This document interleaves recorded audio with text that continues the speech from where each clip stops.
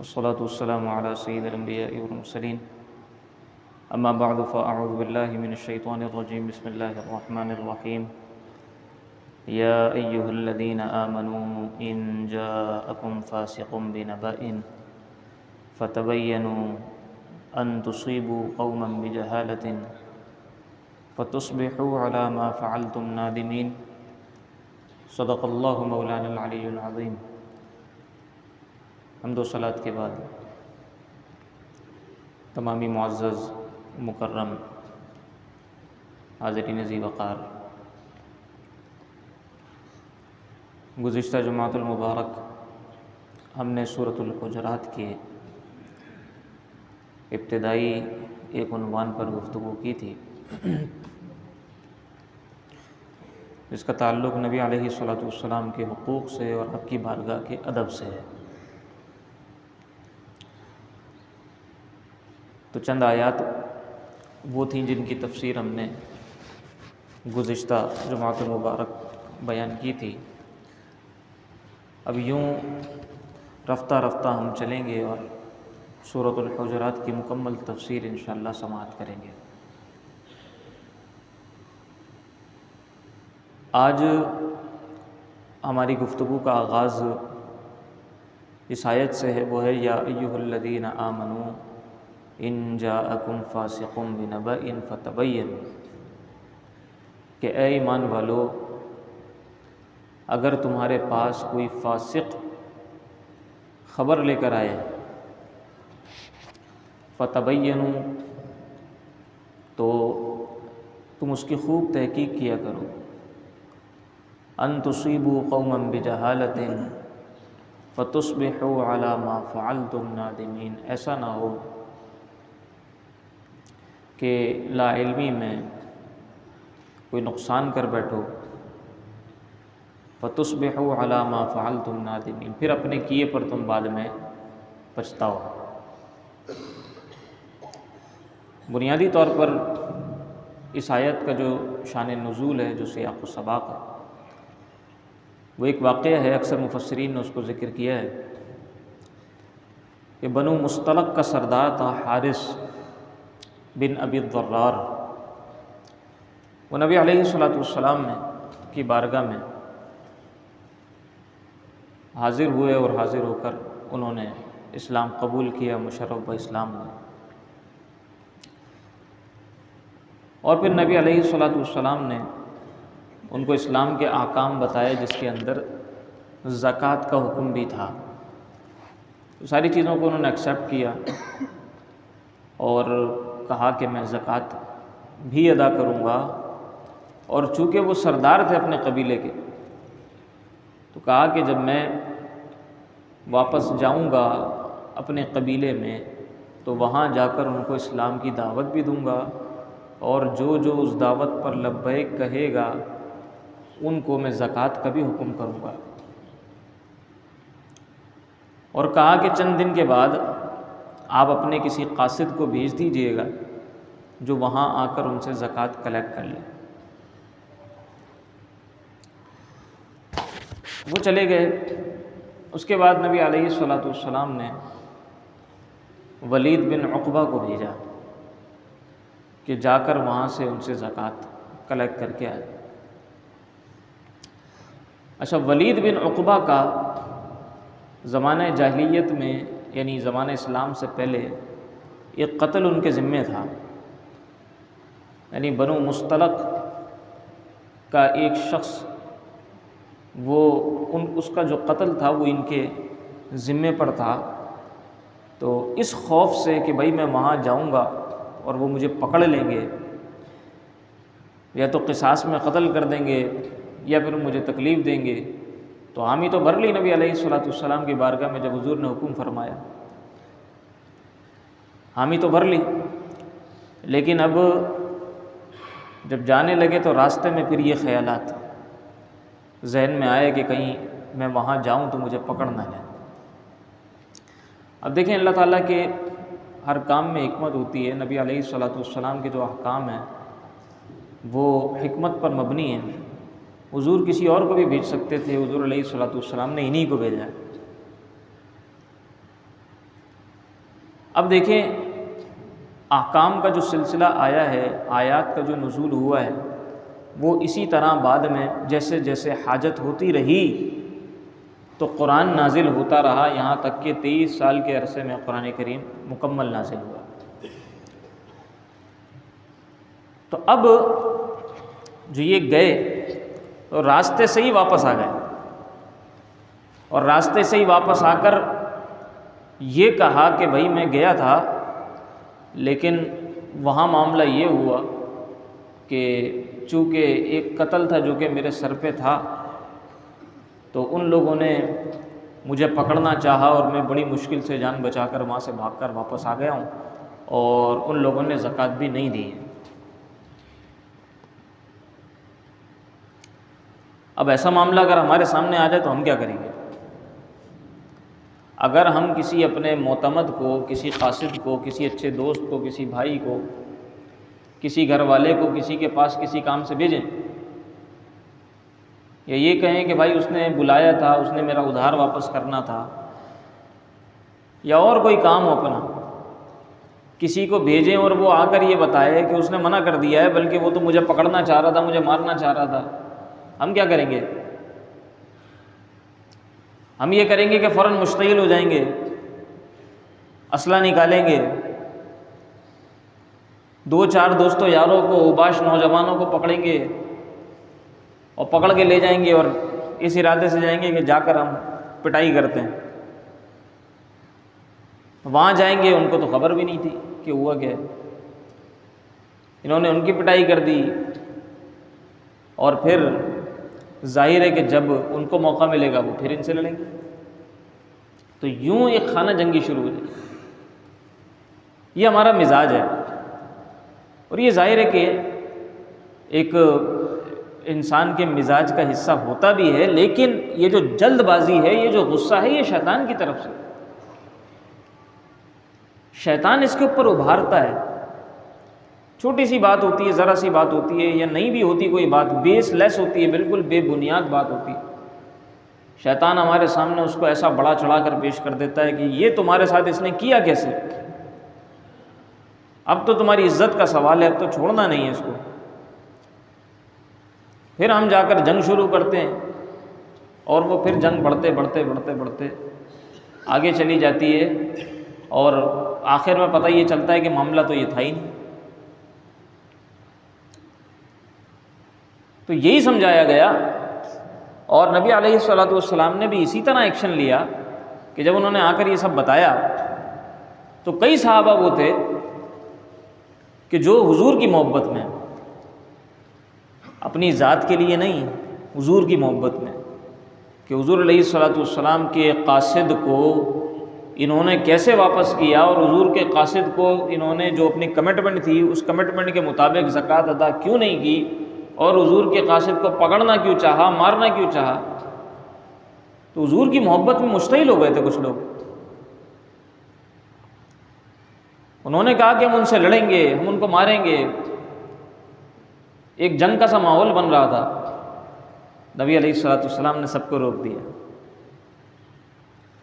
اور حضور نے پھر حضرت خالد بن ولید رضی اللہ تعالیٰ عنہ کو روانہ کیا، اور حضرت خالد بن ولید کو حضور نے نصیحت فرمائی، تاکید فرمائی کہ پہلے جا کر معاملے کی اچھی طرح جانچ پڑتال کر لینا، پھر کوئی ایکشن لینا۔ اب یہ جانچ پڑتال ایک تو ویسے ہی حکمت کا تقاضا، اور پھر نبی علیہ الصلوۃ والسلام کو ظاہر ہے کہ اللہ کے بتائے سے خبر تھی، تو نبی علیہ الصلوۃ والسلام نے حضرت خالد بن ولید کو روانہ کر دی۔ حضرت خالد بن ولید رضی اللہ تعالیٰ عنہ نے پہلے وہاں پر اپنے جاسوسوں کو بھیجا، خود تھوڑے دور رک گئے، اور پہلے وہاں اپنے جو لوگ تھے ان کو بھیجا کہ وہاں کی ذرا خبر لے کر آؤ، ان کے حالات کیا ہیں۔ تو وہ جو آپ کی طرف سے کچھ جاسوس گئے تھے، کچھ لوگ گئے تھے معاملے کو دیکھنے کے لیے، انہوں نے وہاں ان کے قریب پڑاؤ ڈالا اور وہاں ان کے حالات کا مطالعہ کرنا شروع کیا، تو وہ تو مطمئن ہوئے۔ واپس آ کر انہوں نے حضرت خالد بن ولید کو بتایا کہ وہ تو اسلام پر قائم ہے، ان کے یہاں تو اذانیں بھی ہو رہی ہیں، ہم نے اذانوں کی آوازیں سنی ہیں، اذانیں بھی ہو رہی ہیں، نمازیں بھی ہو رہی ہیں، سب کچھ ہو رہا ہے، آس پڑوس میں بھی دیکھا، سب چیک کیا، تو ہم تو یہی سمجھتے ہیں کہ حالات ٹھیک ہیں اور وہ اسلام پر قائم ہیں۔ پھر اس کے بعد حضرت خالد بن ولید رضی اللہ تعالیٰ عنہ جب گئے تو وہاں معاملہ ہی کچھ اور تھا۔ انہوں نے پھر جو بھی چیزیں تھیں وہ حضرت خالد بن ولید رضی اللہ تعالیٰ عنہ کے حوالے کی، اور حضرت خالد بن ولید واپس آ گئے اور سارا معاملہ حضور علیہ الصلوۃ والسلام کو بتا دیا۔ اس پر پھر یہ آیت نازل ہوئی کہ اے ایمان والو، ان جاءکم فاسق بنبأ، اگر کوئی ایسا شخص کہ جو غیر ذمہ دار ہو، جو اپنے جذبات سے مغلوب ہو کر تمہیں کسی واقعے کی بے تحقیق خبر دے دے، تو تم کیا کرو، تم اس کی خوب تحقیق کر لیا کرو۔ فتبینوا ان تصیبوا قوما بجہالۃ، ایسا نہ ہو کہ وہ کہتے ہیں نا کہ کھودا پہاڑ نکلا چوہا، کہ محنت تو بہت کی تھی لیکن جب نتیجے تک پہنچے ہیں تو وہ تو کچھ تھا ہی نہیں، بلکہ محض ہماری ایک غلط فہمی کا نتیجہ تھا۔ تو ہر سوسائٹی میں، ہر معاشرے میں اس قسم کے لوگ ہوتے ہیں کہ جو بے پر کی اڑا دیتے ہیں، ادھر کی ادھر لگا دیتے ہیں، بے تحقیق بات کر دیتے ہیں، یہاں تک کہ ان سے کہیں قسم اٹھا لو تو وہ قسم بھی اٹھا لیتے ہیں۔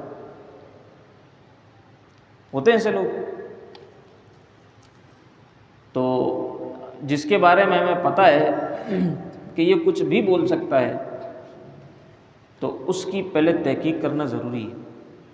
خصوصاً آج سوشل میڈیا، جس کی جو سمجھ میں آ رہا ہے وہ لکھے جا رہا ہے، کسی نے کوئی فیس بک پہ پوسٹ لگا دی، ہر بندہ اپنا تبصرہ کر رہا ہے۔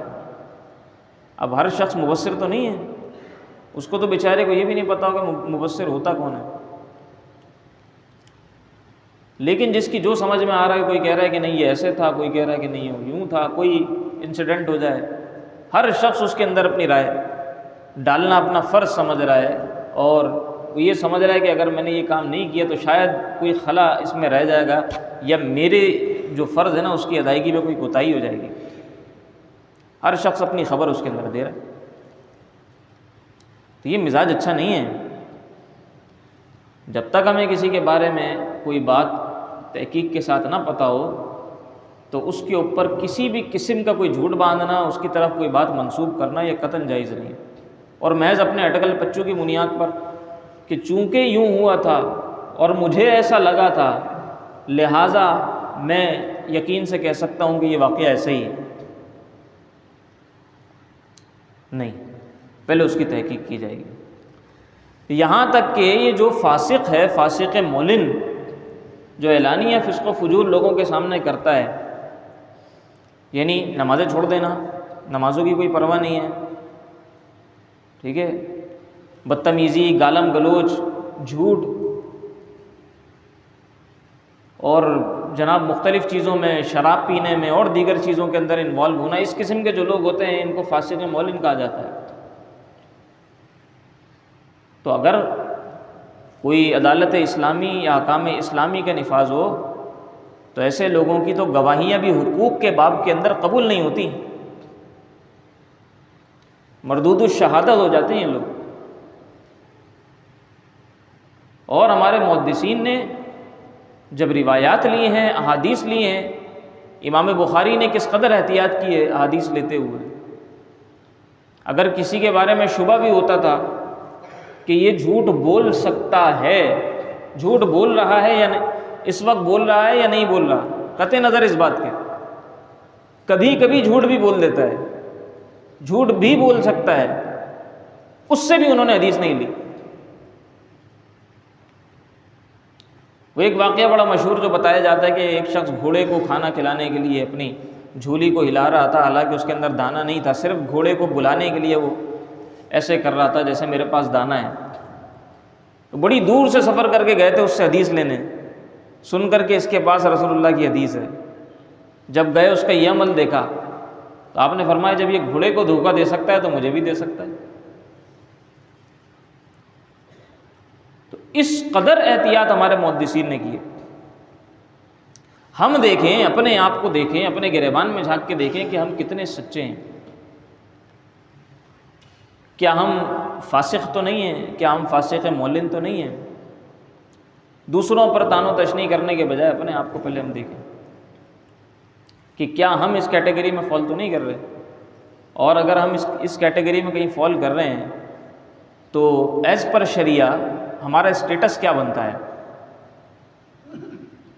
ہماری بات تو اس لائق بھی نہیں ہے کہ لوگ اسے سچ تسلیم کریں۔ ہاں یہ کہ کوئی واقعتاً کوئی یونیورسل ٹروتھ ہو، کوئی ایسی واضح بات ہو، کوئی سچی بات ہو، کوئی قرآن کی آیت سنا دی جائے تو وہ ایک الگ بات ہے۔ بہرکیف تو یہ جو ایک عمومی مزاج ہے کہ جو سمجھ میں آیا بول دیا، اپنے اٹکل بچوں کی بنیاد پہ کوئی بھی ہم نے آگے بات بڑھا دی، یہ درست نہیں ہے۔ قرآن کریم نے سختی سے اس سے ہمیں روکا ہے، اور ہم قرآن کے ماننے والے ہیں، قرآن پہ ایمان لانے والے ہیں۔ قرآن کی تعلیمات اگر دیکھتے ہیں اور اپنے اعمال اگر دیکھتے ہیں تو دونوں چیزیں ہمیں برعکس نظر آ رہی ہوتی ہیں، دونوں چیزیں ہمیں ایک دوسرے سے متضاد نظر آ رہی ہوتی ہیں۔ قرآن کی تعلیمات کو سنیں گے تو ظاہر ہے کہ عمل کا جذبہ پیدا ہوگا، عمل کا جذبہ پیدا ہوگا تو عمل کی توفیق بھی ہوگی، توفیق ہوگی تو انشاءاللہ پھر نجات ہی نجات ہوگی اور معاشرہ سنور جائے گا۔ تو یہ تو ہو گئی ایک آیت، ان تصیبوا قوما بجہالۃ فتصبحوا علی ما فعلتم نادمین۔ پھر فرمایا واعلموا ان فیکم رسول اللہ، جان لو کہ تمہارے درمیان اللہ کا رسول موجود ہے۔ لو یطیعکم فی کثیر من الامر لعنتم، اگر وہ تمہاری اطاعت کرنے لگ جائیں بہت سارے معاملات میں تو تم خود آزمائش میں آ جاؤ گے، تم مشقت میں پڑ جاؤ گے۔ یعنی جب لوگوں نے مشورہ دیا تھا رسول اللہ کو کہ ان کے خلاف ایکشن لیں اور ہم ان کے خلاف تیار ہیں، اور آپ کے قاصد کے ساتھ انہوں نے ایسا کیسے کیا، تو اللہ نے فرمایا کہ جذباتی ہوئے بغیر رسول اللہ کا فیصلہ سن لو، رسول اللہ کی بات کو پہلے سن لو، اور ان کو اپنی اطاعت کی طرف مت لے کے جاؤ بلکہ تم ان کی اطاعت کرو۔ اس لیے کہ تم جذباتی ہو جاتے ہو، اور جذباتی ہو کر کبھی کوئی ایسی بات کر سکتے ہو، کبھی کوئی ایسا فیصلہ کر سکتے ہو کہ جس کی وجہ سے تم خود مشقت میں پڑ جاؤ۔ وَلَٰكِنَّ اللَّهَ حَبَّبَ إِلَيْكُمُ الْإِيمَانَ، فرمایا لیکن اللہ تعالیٰ نے تمہارے لیے ایمان کو پسند فرما لیا ہے۔ وَزَيَّنَهُ فِي قُلُوبِكُمْ، اور نہ صرف پسند فرما لیا ہے بلکہ تمہارے دلوں کے اندر اس کو خوبصورت بنا کر راسخ کر دیا ہے۔ وَكَرَّهَ إِلَيْكُمُ الْكُفْرَ وَالْفُسُوقَ وَالْعِصْيَانَ، اور تمہارے دل میں اللہ تعالیٰ نے نفرت ڈال دی ہے کفر کی، فسق کی، گناہوں کی اور عصیان کی، نافرمانیوں کی۔ فرمایا اولئک هم الراشدون، یہی لوگ تو ہدایت والے ہیں، یہی لوگ تو رشد پر ہیں، ہدایت پر ہیں۔ تو یہاں سے ایک بات یہ بھی معلوم ہوئی کہ کوئی بھی صحابہ کرام رضوان اللہ تعالیٰ علیہ مجمعین پر تنقید نہ کرے، بلکہ اس واقعے کے بعد خود اللہ رب العزت نے صحابہ کے بارے میں فرما دیا کہ ہم نے تمہارے دلوں کے اندر ایمان کو راسخ کر دیا ہے، خوبصورت بنا دیا ہے، کفر کو تمہارے لیے ناپسند کر دیا ہے، اور کفر سے تمہارے دلوں میں نفرت ڈال دی ہے، فسق سے تمہارے دلوں میں نفرت ڈال دی ہے، گناہوں سے تمہارے دلوں میں نفرت ڈال دی ہے۔ اور فرمایا اولئک هم الراشدون، یہی لوگ تو ہدایت والے ہیں۔ معلوم یہ ہوا کہ اگر کسی سے کوئی لغزش ہوئی اللہ تعالیٰ نے اس کو معاف فرمایا، اور پھر اللہ تعالیٰ نے واضح بھی فرما دیا کہ یہ کفر سے، فسق سے، گناہوں سے بچنے والے لوگ۔ پھر فرمایا فضلا من اللہ ونعمہ واللہ علیم حکیم، یہ اللہ کا فضل ہے اور یہ اللہ کی نعمت ہے۔ کیا کہ اس نے تمہارے دلوں کے اندر ایمان کو مزین کر دیا ہے، راسخ کر دیا ہے، اور کفر کی نفرت تمہارے دلوں میں ڈال دی ہے، یہ اللہ کی رحمت ہے، اللہ کی نعمت ہے، یہ اللہ کا فضل ہے۔ یعنی کبھی بھی یہ مت سمجھنا کہ تم کوئی ترم خان ہو، تم کوئی بہت بڑی چیز ہو کہ تم تہجد گزار بنتے ہو، تم 5 وقتہ نمازی ہو، تم بڑے عابد و زاہد ہو۔ تو تم کبھی یہ مت سمجھنا کہ تم خود سے یہ اعمال کر رہے ہو، بلکہ یہ جو کچھ بھی تمہیں بھلائی کی توفیق ملی ہے یہ محض اللہ کا فضل ہے۔ اپنے اچھے اعمال کو ہمیشہ اللہ کے فضل کی طرف موڑ دینا، بلکہ یہ مت کہنا کہ یہ جو ہے نا میں بڑا جناب نیکوکار ہوں، یہ کہنا بھی نہیں اور یہ سمجھنا بھی نہیں، اور دوسروں کو حقیر اپنی نگاہ میں مت سمجھنا۔ فضلا من اللہ و نعمہ واللہ علیم حکیم، اللہ تعالیٰ علم والا ہے، حکمت والا ہے۔ اب آگے جو مضمون آ رہا ہے وہ ہے مسلمانوں کے درمیان لڑائی جھگڑے کا اور بغاوت کا مضمون۔ وَإِن طَائِفَتَانِ مِنَ الْمُؤْمِنِينَ اقْتَتَلُوا فَأَصْلِحُوا بَيْنَهُمَا۔ فرمایا کہ مسلمانوں کے اگر 2 گروہ آپس میں جھگڑ جائیں تو ان کے درمیان صلح کروانا۔ یہ کہیں بھی نہیں ہے کہ اگر مسلمانوں کے 2 گروہ آپس میں لڑ رہے ہوں تو تم تماشائی بن کے کھڑے رہنا اور وہاں تماشا دیکھتے رہنا۔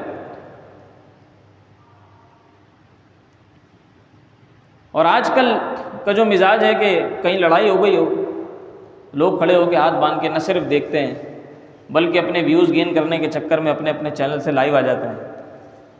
کوئی ویڈیو بنا رہا ہے، کوئی تصویریں لے رہے ہیں، مزے لے رہے ہیں، چسکے لے رہے ہیں۔ ان کو اپنے ویوز کی پڑی ہوئی ہے، وہ کہہ رہے ہیں کہ ان کا پھڈا جتنا ہوگا اتنے میرے چینل پہ ویوز آئیں گے، لڑنے دو ان کو۔ بھئی یہ کون سا اسلام ہے، یہ کون سی تعلیمات ہے اسلام کی کہ اپنی مادیت کے چکر میں اور اپنے چند ٹکوں کے چکر میں، ذرا سی شہرت کے چکروں میں اتنے مٹیریلسٹ ہو گئے ہیں کہ بجائے اس کے کہ لوگوں میں صلح کروائیں۔ قرآن کا حکم تو یہ ہے کہ اگر لوگ جھگڑ رہے ہوں آپس میں تو حتی الامکان وہاں صلح کی کوشش کرو۔ سب سے پہلا کام جو صلح کا ہے وہ ہے حکومت وقت کا۔ حکومت وقت صلح کروائے گی۔ حکومت وقت اگر صلح نہ کروا سکے یا حکومت وقت تک خبر نہ پہنچی ہو تو پھر جو اہل محلہ ہیں ان کی ذمہ داری ہے حکومت کا انتظار نہ کریں۔ پتہ چلا کہ وہ نمائندوں کا انتظار کر رہے ہیں اور یہاں قتل و غارت ہو گیا، بلکہ اہل محلہ آس پاس والے جن کو اطلاع ملے وہ وہاں جا کر صلح کی کوشش کریں اور صلح کے لیے اچھی بات کریں۔ صلح کے لیے صلح کا طریقہ بھی اختیار کیا جاتا ہے۔ ہمارے یہاں صلح بھی ایسی کروائی جاتی ہے کہ آگ مزید بھڑک جاتی ہے۔ صلح کرنے والا جاتا ہے اور بولتا ہے کہ ہاں بھائی مجھے بتاؤ کیا مسئلہ ہوا۔ وہ کہتا ہے کہ اس نے ایسی غلطی کی تھی اس لیے اس نے مجھے مارا۔ کہتا ہے اچھا اس نے ایسا کیا تھا، پھر تو تم صحیح کر لیتے اور مارو۔ تو صلح کا مطلب یہ ہوتا ہے کہ ان کو معافی کے اوپر راضی کر لیا جائے، ان کو سمجھا دیا جائے اور ان کے درمیان معاملے کو رفع دفع کیا جائے، ختم کیا جائے۔ یہ ہوتا ہے صلح کا مطلب۔ فَإِن بَغَتْ إِحْدَاهُمَا عَلَى الْأُخْرَى فَقَاتِلُوا الَّتِي تَبْغِي حَتَّى تَفِيءَ إِلَىٰ أَمْرِ اللَّهِ فَإِن فَاءَتْ فَأَصْلِحُوا بَيْنَهُمَا بِالْعَدْلِ وَأَقْسِطُوا إِنَّ اللَّهَ يُحِبُّ الْمُقْسِطِينَ۔ فرمایا کہ اگر کوئی بغاوت پھوٹ جائے، ایک گروہ بغاوت کر دے۔ اب بغاوت کیا ہوتی ہے اس کی اپنی ایک تفصیل ہے۔ اگر بغاوت پھوٹ جائے، ایک گروہ باغی ہو جائے، تو فرمایا کہ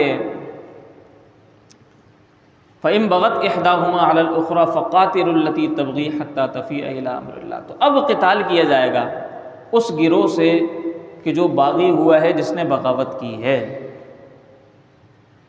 اس سے قتال کیا جائے گا۔ قتال کا مطلب یہ کہ حتی الامکان اسے سمجھایا جائے، نہ سمجھ میں آئے تو پھر زور سے اس کو روکا جائے، طاقت سے اس کو روکا جائے کہ بغاوت ختم ہو جائے۔ حتیٰ تفیء الی امر اللہ، یہاں تک کہ وہ لوٹ آئیں اللہ کے حکم پر۔ فَإِنْ فَاءَتْ فَأَصْلِحُوا بَيْنَهُمَا بِالْعَدْلِ وَأَقْسِطُوا، اور اگر وہ لوٹ آئیں اللہ کے حکم پر تو اب بس بات کو ختم کر دو۔ فَإِنْ فَاءَتْ، اگر لوٹ آئیں اللہ کے حکم پر تو اب کیا کرو؟ اب بات کو عدل کے ساتھ ختم کر دو، وَأَقْسِطُوا، اور ان کے درمیان انصاف کر دو۔ یعنی یہ نہ ہو کہ رشتہ داری کی بنیاد پہ، طاقت کی بنیاد پہ، پیسے کی بنیاد پہ تم نے کسی کو جتوا دیا اور کہا کہ اس لڑائی کے اندر یہ فاتح قرار پایا ہے۔ ٹھیک ہے، آپ نے اس کو جتوا دیا، کسی منصب پر بھی بٹھا دیا، لیکن کب تک؟ 10 سال بعد، 20 سال بعد، 50 سال بعد، 100 سال بعد جب اس کو موقع ملے گا وہ پلٹ کر آئے گا، وہ پلٹ کر آئے گا، پھر دوبارہ بغاوت شروع ہو جائے گی۔ تو فرمایا کہ انصاف کے ساتھ صلح کرو تاکہ کسی کے دل میں کوئی قلق نہ رہے کہ میرے ساتھ ناانصافی ہو گئی، اور اس کے دل میں جو ایک جذبہ انتقام تھا نا وہ مر جائے۔ اب آخری بات اس پر سمجھ لیں، بعض لوگ صحابہ اکرام رضوان اللہ تعالیٰ علیہم اجمعین پر زبانیں تان دراز کرتے ہیں۔ آج کل آپ کو سوشل میڈیا پہ بہت سارے ایسے لوگ مل جائیں گے جو صحابہ کے درمیان ہونے والی جنگوں کا ذکر چھیڑتے ہیں اور پھر لوگوں کو صحابہ کے خلاف برانگیختہ کرتے ہیں۔ تو یاد رکھیے گا یہ جو کچھ بھی ہے وہ اللہ تبارک و تعالی کی طرف سے اللہ نے عفو فرما دیا، درگزر فرما دیا، یہاں تک کہ ان لوگوں کا جو آپس میں، جیسے حضرت علی کرم اللہ تعالی وجہہ الکریم نے جنگ جمل میں جب یہ جو دوسری سائیڈ کے لوگ تھے وہ بھی مسلم تھے، وہ بھی مسلمان تھے، ایک غلط فہمی ہو گئی تھی، ایک غلط فہمی ہو گئی تھی، تو وہ بغاوت پھوٹ گئی۔ جب بغاوت پھوٹ گئی تو حضرت علی کرم اللہ تعالی وجہہ الکریم نے فرمایا کہ جو اسلحہ پھینک دے گا اس کو بھی امان ہے، جو واپس چلا جائے گا اس کو بھی قتل نہیں کیا جائے گا۔ تو اس طرح کی ہدایات آپ نے بڑی تفصیلی جاری کیں۔ بعد میں آپ سے کسی نے پوچھا کہ یہ جن لوگوں نے آپ کے خلاف بغاوت کی تھی یہ کافر تھے؟ تو آپ نے فرمایا نہیں، کافر تو نہیں تھے، یہ تو مسلمان تھے اور اللہ سے پیار کرنے والے تھے، اللہ سے محبت کرنے والے تھے۔ پھر کہا تو کیا یہ منافق تھے؟